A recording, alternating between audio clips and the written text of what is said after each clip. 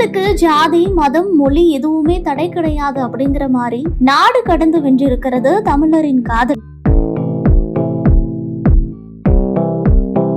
கடல் கடந்து ஜப்பான் நாட்டு இளம்பெண்ணை காதலித்து திருமணம் செய்து கொண்டார் திருவள்ளூர் இளைஞர். தூத்துக்குடி மாவட்டம் சாத்தான்குளம் அடுத்த நடுவக்குறிச்சி பகுதியைச் சேர்ந்தவர் கங்காதரன். இவர் திருவள்ளூர் மாவட்டம் திருமல்லிசையில் குடும்பத்தோடு தங்கி மல்லிகை வியாபாரம் நடத்தி வருகிறார். இவருக்கு ராஜகண்ணி என்ற மனைவியும் ஒரு மகனும் 2 மகள்களும் இருக்கிறார்கள். மகன்கள் இருவருக்கும் திருமணமாகிவிட்டது. மகன் ராஜேஷ் இன்ஜினியரிங் படித்துவிட்டு ஜப்பானில் தனியார் நிறுவனத்துல கடந்த 4 ஆண்டுகளாக பணிபுரிந்து வருகிறார். இவருக்கும் அதே நிறுவனத்தில் பணிபுரிந்து வந்த ஜப்பான் நாட்டைச் சேர்ந்த மியூகி என்ற பெண்ணுக்கும் காதல் ஏற்பட்டு இருக்கிறது. கடந்த ஓராண்டாக இருவரும் காதலித்து வந்திருக்கிறார்கள். இதன் பிறகு பெற்றோர் ஆசையோடு கடந்த 8 மாதங்களுக்கு முன்பு சென்னையில இருவருக்கும் நிச்சயதார்த்தம் நடைபெற்றிருக்கிறது. இந்த நிலையில இவர்களுடைய திருமணம் தமிழ் கலாச்சாரம் மற்றும் இந்து முறைப்படி திருமல்லிசையில் உள்ள தனியார் திருமண மண்டபத்தில் தற்போது நடைபெற்றிருக்கிறது.